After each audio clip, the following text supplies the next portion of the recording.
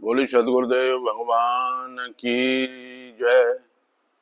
आज मैं आप ऐसे धर्मात्मा राजा की कहानी बताने जा रहा हूँ जो बांस की टोकरी, सूप इत्यादि बना करके अपना गुजारा करते थे और उसी को बेच के मार्केट में और उसी से अपने भोजन वगैरह सारे घर की व्यवस्था करते थे। प्राय आपने सुना होगा कि शावर मंत्र के अंदर जो है हाक लगाई जाती थी, दुहाई दी जाती थी। जैसे बजरंग बाण में कहते हैं, उठ उठ चल तो राम दुहाई, तो राम की कसम है उठो और मेरा अमुक कार्य करो। ऐसे ही है सत की सवारी लक्ष्मी माई, आओ चे तो करो भलाई, ना करो तो नवनाथ 84 सिद्धों की दुहाई। ऐसे ही इन महान सम्राट की भी दुहाई दी जाती थी। एक बार इनकी पत्नी किसी समारोह में गई और वहां उन्होंने देखा कि बड़ी बड़ी सेठानियों, बड़े बड़े लोगों के यहाँ औरतें अच्छे अच्छे कपड़े जेवरात पहन के आई आई हुई हैं और इनका मन में चित्त में विकृति पैदा हुई। मन क्षुब्ध हो गया कि हम तो महारानी हैं, हमारे पास भी होना चाहिए। तो लौट के आती हैं, अपने पति देव महाराज से कहती हैं कि हर पति का कर्तव्य होता है कि वो अपने पत्नी की इच्छा को पूर्ति करे। तो उन्होंने कहा, महाराज बोले बताओ तुम्हारी क्या इच्छा है। तो उन्होंने कि हमको सोने चांदी हीरे जवाहरात के जेवर चाहिए, गहने चाहिए। तो उन्होंने कहा पगला गई हो क्या, हम तो ये टोकरी बुन बुन के अपना गुजारा करते हैं, हम कहाँ से लाएंगे। तो उन्होंने कहा कि ये आप जाने आप कहाँ से लाएंगे, आपका कर्तव्य है कि पत्नी की इच्छा की पूर्ति होनी चाहिए। तो उन्होंने कहा महारानी आप ही बता दो कि कहाँ से लेके आए। तो उन्होंने कहा था आप क्षत्रिय हैं, किसी से मांग तो सकते नहीं, तो ऐसा कीजिए कि आप किसी राजा पर टैक्स लगा दीजिए। तो उन्होंने कहा कौन से राजा पर टैक्स लगाएं। तो उन्होंने कहा महाराज रावण पर टैक्स लगा दीजिए। उन्होंने कि अगर तुझने मुझे मरवाना है तो तू ही जहर दे के मार दे, रावण के पास क्यों पहुंच रही है, वो तो मुझे वैसे ही मार देगा। तो उन्होंने की धर्म की, सत्य की, अपने की परीक्षा करनी चाहिए और मुझे कुछ नहीं पता, मेरे को ये जेवरात चाहिए। तो उन्होंने, महाराज ने अपना शिष्य, अपना दूत लंका भेजा महाराज रावण के दरबार में।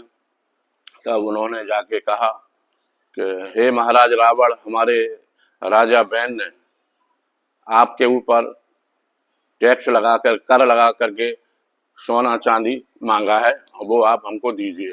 रावण बहुत हंसा, बोला ये कहाँ से आ गए जो हमसे रावण से टैक्स मांग रहे हैं। रावण के भय से तो दिक्पाल देवता सब कांपते हैं। तो मंदोदरी बैठी थी दरबार में, उन्होंने कहा कि दे दो महाराज, कोई बात नहीं है।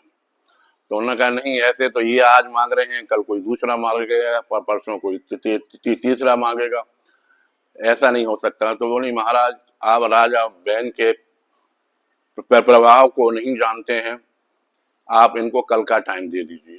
उन्होंने कहा चलो ठीक है। उन्होंने कहा दूत से कहा महाराज रावण ने आप कल आना दरबार में, फिर हम विचार करेंगे आपको देना है कि नहीं देना है।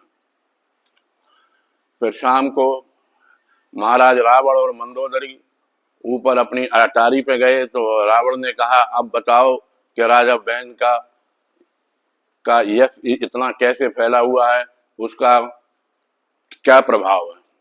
तो उन्होंने कबूतरों के चुंगने वाले जो दाना होता है वो अपनी अटारी पे डाल दिया, कबूतर आए और उनको चुगने लगे। तो महारानी मंदोदरी ने कहा राजा रावण की आन लगी हो, अगर किसी ने भी एक भी दाना उठाया तो उसका सर कलम हो जाएगा, उसका सर कट जाएगा।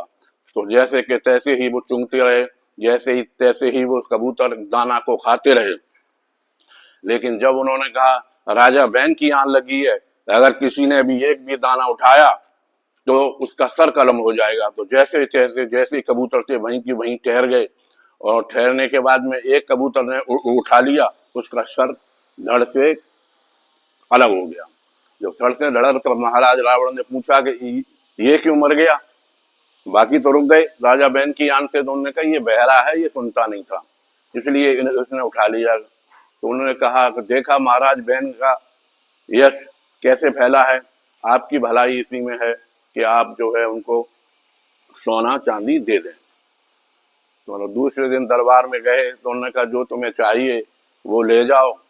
और महाराज रावण ने तो वो वहां से उनसे ले करके और अपने राजा बहन के दरबार में आए। उन्होंने कहा ये है, तो महारानी ने कहा कि मुझे सोना चांदी गहना नहीं चाहिए था, मैं तो आपके धर्म की परीक्षा ले रही थी। कहानी और भी है इसमें, रावण के दरबार में दूत ने क्या क्या दिखाया, क्या क्या किया, लेकिन लंबा हो जाएगा, इसलिए इसको यहीं अंत करते हैं। और अगले वीडियो में हम चतुष्ट वर्ण के बारे में बताएंगे। और सबको, जो भी इस वीडियो को देख रहा है या सुन रहा है, सभी का कल्याण हो।